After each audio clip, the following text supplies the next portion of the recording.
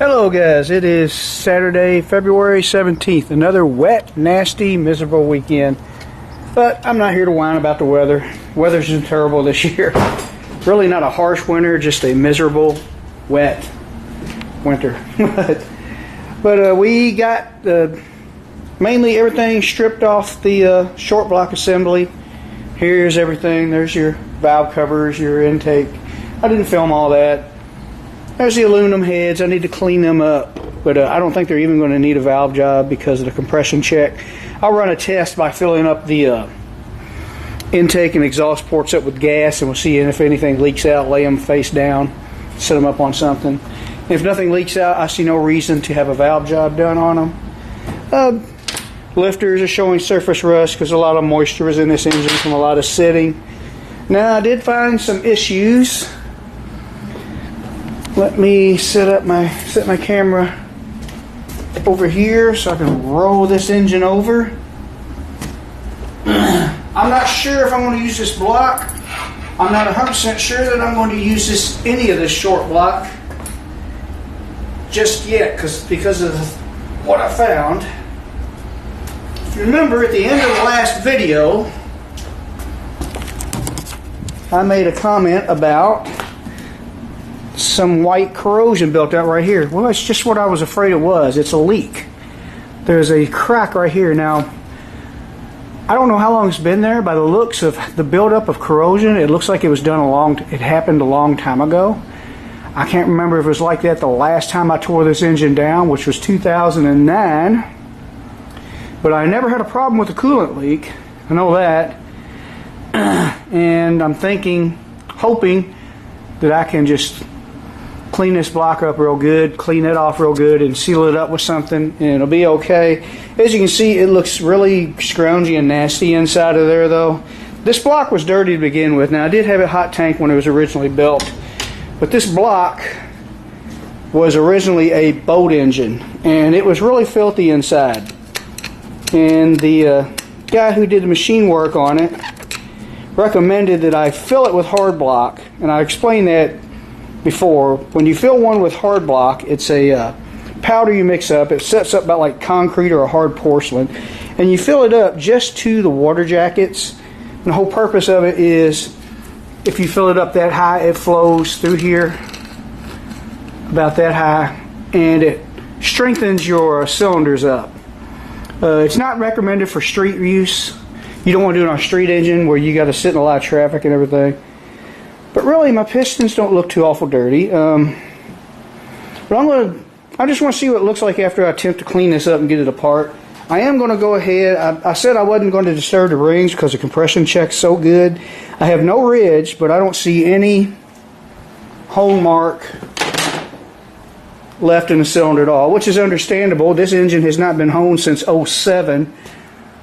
I put 2 full seasons on it, and then in 2009 I left the pistons in it and just replaced the bearings, and that's all I did to it. I think I replaced the lifters too, just because they're under such high spring pressure. But flip it back over. I'm going to just kick my oil dryer pile there. Chain's not too loose. I'll put a new chain on it if I use this engine. Now, if I don't use this for the race car, I'm tempted to order a short block assembly. I will tell you about later. But if I don't use this engine and put it back in the race car this time around, I will do something with it. If I decide not to use the block, the reciprocating assembly is still good. It has nice eagle rods in it. Everything, it's got J&E flat top pistons in it. I think this particular piston is good for about 12.3 to 1 compression with those heads. I think those are a 74cc head. In case you're wondering about which aluminum motorsport Cobra Jet head this is, these are not the best ones out there. They were in their day. They came on a crate engine I bought in the year 2000. These are the M6049 A429 heads. The A460 heads are, I think that's the correct number, are a lot better head. I think they have a different exhaust port, which means I would have to change headers. Something I thought about trying later. But The reciprocating assembly of this engine is good, so it's definitely not going to waste no matter what I do with it. I'm tempted to order a short block assembly from CNC Motorsports. You can get a 521 cubic inch short block assembly for about $3,900. I don't know what freight would be, but that would be a quick and easy way for me to put my cam in my head, just clean everything up on top of that new short block assembly, and that'd be a quick and easy way for me to get this back in business, and I can go back to my other projects and do something else with this engine. I was thinking about putting this engine in the Torino, and with the cooling system on the Torino, I'd be tempted to try this block if I can get it to seal up. We'll see about that. But like I said, it's got eagle rods in it. I don't feel no extra shock. Of course, we're going to pull a bearing off here in a little bit. I'm going to tear the whole engine apart tonight, short block assembly, so you'll see what the bearings look like. And I don't feel that clunking you hear is side to side clearance, which is about what it should be. I don't feel anything funny in the wrist pins, so they're probably still good. That's one of the things you got to look out for. That can cause it. If they get sloppy, it can cause it to pull a rod in half. But I haven't decided what I'm going to do yet. After I get it all apart, we'll see what this block looks like once I clean it up. And if I feel like I can seal that block up, because as it is, it was not a problem. I don't really like the idea of having that crack there, but let's quit our gabbing and get some bearings off this thing and see what they look like.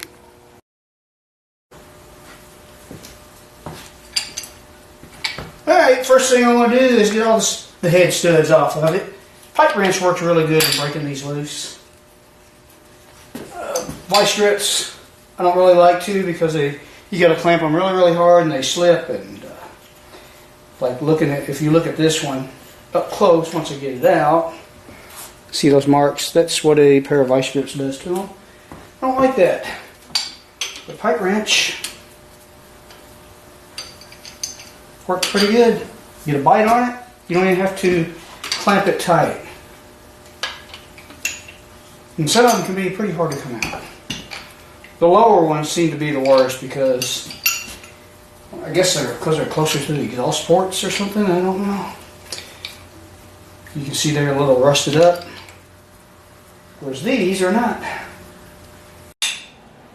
Ooh, quite a bit that time.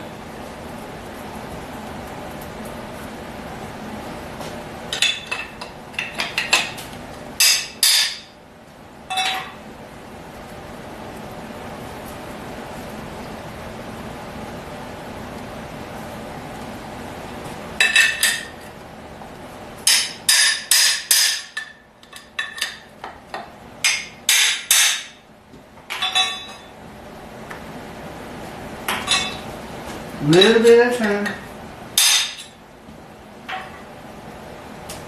There we go. I don't think I hurt it any. I'd use it in a street motor.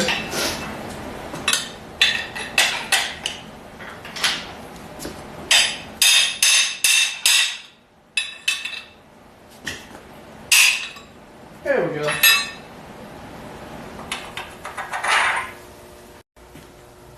Okay, this is the cylinder that is next to the leak. I want to get that out first because I really want to see.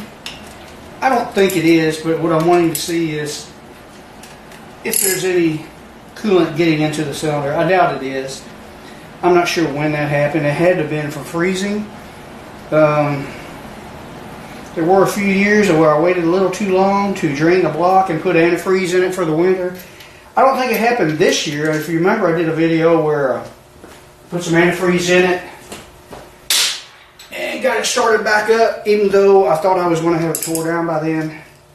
But there was too much buildup there for it to happen that soon. So I don't think that's when it happened.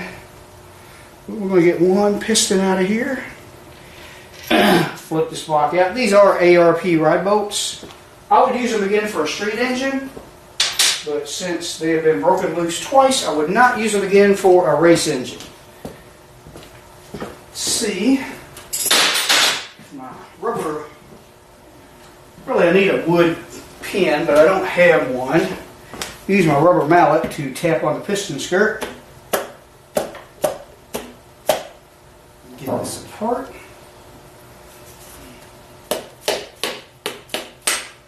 Go. See what the bearing looks like. You know, I need to mark these before I take them all out. Ooh, that bearing is not bad at all. Let me wipe it off.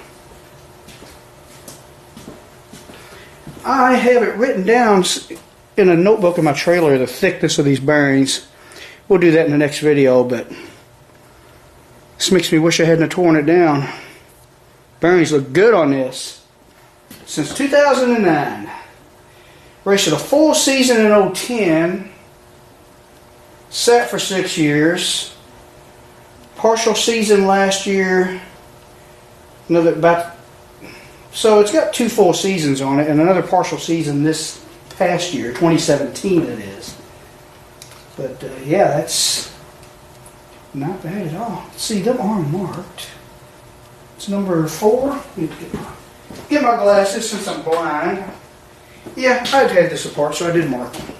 That's stamp number 4, and this would be number... I'd have to stand in front of the block to know for sure. Yep, that's number 4. Yeah, they're all marked. 1, 2, 3, 4, which I'm breaking loose now. What's your crank look like? It's got rust on it. Nothing, a little polishing wouldn't hurt. Not bad. It's Crankshaft. I mean, this is a, and while I'm doing this, I want to tell a little bit about this engine. This is a stock 460 crank, but it's, the journals on the rod journals are ground down to the size of a big block Chevy, which is smaller than a 460 Ford. And the reason for doing that is they offset ground it, making the stroke longer. So this is a 4-inch 140 stroke. I'd have to get my book out to tell you the original stroke of a 460. I should have had that ready if I was going to explain that in this video, but I didn't. 4-inch 140 is a stock, I think, is what it is now. I think, don't hold me to it, correct me if you want to, but I think the stroke of a stock 460 is 3-inch 875. 3 inches, 875 thousandths. So, you hear my oil furnace kicking on and off. If you remember, I did a video on the oil furnace burning waste oil. I got a little bit too strong of a mixture in there right now. I did put 15 gallons of diesel, clean diesel in there today. It helped. But it's puffing some smoke on startup. At least I do have a thermostat.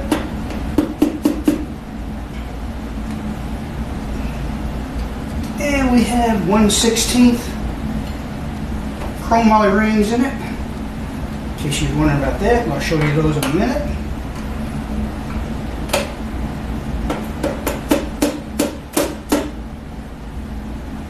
Got one more ring. Take it out of there. Put my knee up here so this piston don't hit the floor, which it would have if I wouldn't have done that. And there is one Ross Racing piston. Let's wipe it off. Get a good look at the bottom of the skirt. Not bad, really.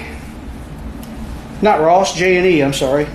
They're J&E pistons. They still look like new. So, I don't... No, I was tempted to take these wrist pins out, which I still can check. The actual clearance, I don't feel nothing in there. It's hard to tell when they're full floating because they keep going back and forth like that. But I think they're good. So I'm going to take the rest of these out. The crank could definitely use some polishing. It's a shame to get rust on that thing is. Get that moisture in the block and you get rust on it. You would think that would hurt it.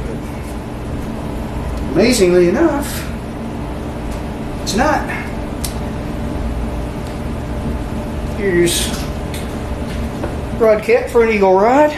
I like the screw-in rod bolts instead of the press-in studs because you can replace the rod bolts without having to have the rods reconditioned. Some people will disagree with me on this, but actually I was told by an engine builder, a machinist, that if you have to press new rod studs in like a stock rod, the rods, instead of a screw-in bolt like this, let me get the whole piston here. I'm starting to not make sense here. On this aftermarket rod with the screw-in rod bolts, your cap goes on just like that. And of course this has these convenient little dowels and these little counter bores here where it snaps together all nice and in line like it's supposed to be. And your rod bolts just screw in through there. Now on most stock rods, at least on Fords, see the smoke from the furnace? I don't know if you can see that or not, but it's bad in the lights. But on a stock rod, the rod stud is pressed into here. It's a press fit. Now when you press fit something in there, that moves metal around. And so they recommend when you press rod studs into like a stock rod, you have to remachine this because it can torque this bore here and move it around and maybe cause a problem. But that doesn't really apply to this setup here. So that's that. Anyway, that one piston looks good. I'm going to knock the rest of them out and I'll show you the crank. Alright, going to move the crank now. All the rods and pistons are out. I don't know if my impact will break these loose. Probably not. I think these are like 150 foot-pounds torque.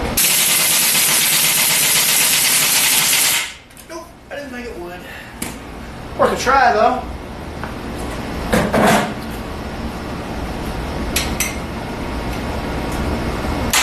Breaker bar and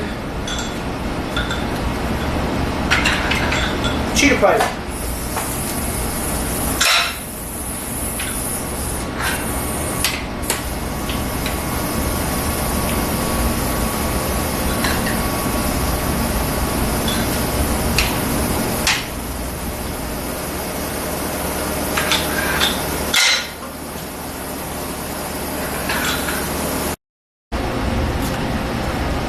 Alright, going to move the crank now. All the rods and pistons are out. I don't know if my impact will break these loose. Probably not. I think these are like 150 foot-pounds torque. Nope, I didn't think it would. Worth a try though.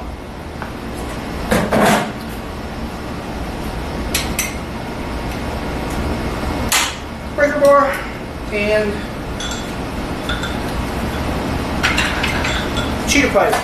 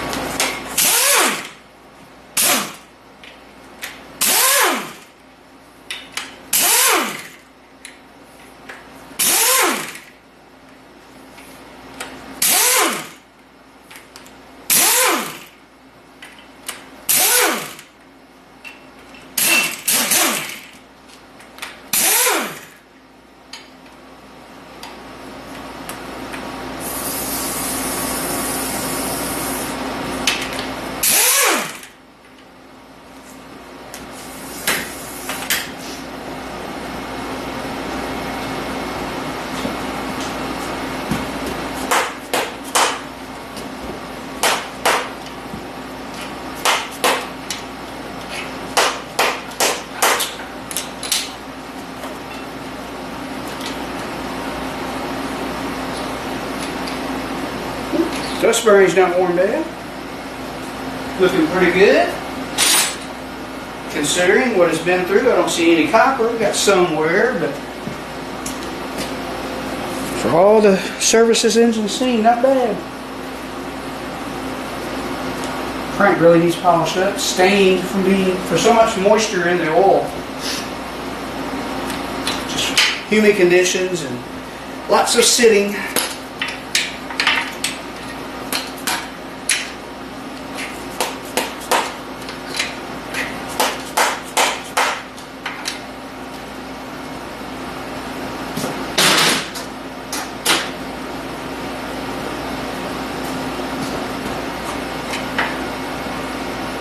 About the same. No scratches, just wear. Not bad.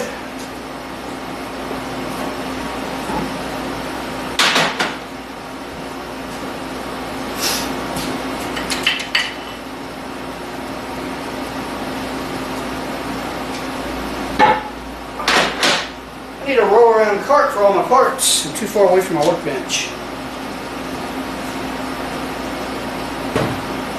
The rust doesn't look bad either. There it is. Like you said, it doesn't look too pretty because of the moisture stains, and I guess that's rust or corrosion, but that can be polished right off. But the crank looks pretty darn good. You can't feel, at least you can, taking a micrometer and checking is the accurate way to do it, but you don't feel any grooves. I'm sure that crank is great. But after I get this crank out of here, I'm going to flip this motor over and show you what I found that I don't like.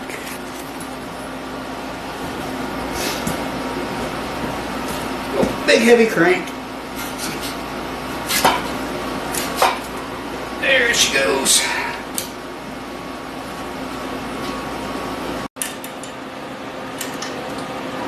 And I'm going to show you something else that I do like about this block, and I kind of don't want to retire it. I did see something with these cylinders I may or may not like. I need to flip it over and get a better look. But there is, this is a Reed cam, 677 lift. I'd have to get the spec card out, and I do have it to get the exact duration. But it's a decent grind. It makes pretty decent power. The intake center line, if you don't know what that is, I'll explain that in a later video, maybe when we degree it. But is 102, which is kind of rare. Most race motors are 104, sometimes 106. But this one is, the intake lobe center is, when you degree it, is set at 102. A guy a long time ago, when I first put this together, told me that's not going to run right. I said, well, that's what the spec card said to do. That's what I did, and actually it ran better than it should have. Now the numbers you see this engine run were not the best this engine has done. I added a lot of weight, quite a bit of weight to the car to slow it down, and after it sat for 6 years, it was a little slower than it was before I parked it. But here's something else about this block that I like. It has been machined for roller cam bearings. Something that is not cheap to do. I don't know if anyone in this area even does it, but I was told it's very expensive. But this one was already machined when I bought it. I bought this engine, which ended up being a parts engine, which I bought off of eBay. It was a boat engine, and a lot of things were in it that were supposed to have been in it, and but the crank was trash. There was a different crank in it. But someone had took the time to spend some money on this a long time ago. Okay, actually, I thought this light does not work very good. I'd seen something in the cylinders. I thought there was. You see the scratches at the bottom? There's going to be some. But for some reason, when I had it upside down, I thought they felt a lot worse just by doing it with my fingernail. I think those are honed out. You don't want to over-hone them, make them too big. But it's not as bad as I thought. So if I can get that leak fixed, I say we re-ring this, re-bearing it, and run it again. I'm also going to check the clearance on the wrist pins, and I'm pretty sure they're going to be good because they feel fine. I'll know for sure when I get everything apart and mic it. We'll do separate videos on that. But one piston Now the piston I showed you, the first one I took out, felt really good. Now this one on the bottom, I think this did come out of the front. Yeah, that is number...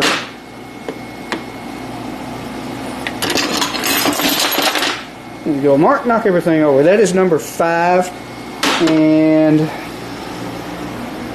the cylinder that felt the worst is, this is 1. This one's number 5. Which this cylinder don't feel that bad. So, I think we can get by with re-honing it, re-ringing it, and these skirts here, like I said, I think this is the roughest one. Gotta be careful not to drop anything, trying to do everything one-handed holding this camera. I think I can polish them up without removing too much material. You're going to move a tiny microscopic amount. That one, which, you know, for the amount of passes this engine has made, I mean, in 2007 and 2008, I raced 2 full seasons, and man, we're talking a couple hundred passes per year, maybe more. And then all I did was put a set of bearings in it, and I think a new set of lifters and a timing chain before the season of 2009. And 2009 was my best year. I won track championship with this engine. So I put a lot of passes on it then. Oh man, I had a whole pile of ET slips. I won a lot of rounds that year. 2010 was not a bad year. I placed 3rd in points. And then I parked it. And then we had these 2 last half seasons that you've seen since my YouTube channel has begun. But if I can fix that leak, I'm going to use this block and this rotating assembly and try to get another season, at least another season out of this engine. But I do want to start thinking about putting together another short block. And maybe over the summer, just buy it a little bit at a time. But I guess the next thing for me to do is have this thing hot tanked and clean up the rest of my parts, start polishing everything up, checking some clearances, which I will do tomorrow on the wrist pins, and probably order some parts, order bearings, rings. Haven't decided. I may just try to hone it here. I know on a race motor you're supposed to put a deck plate on it and do a professional honing, but I may just find out what grit stone you use for chrome moly rings and hone it in here. I think it'll be fine doing that. I know a lot of people who have done it. But anyway, that's all the engine disassembly. I don't know how long this video is going to be already, but thanks for watching.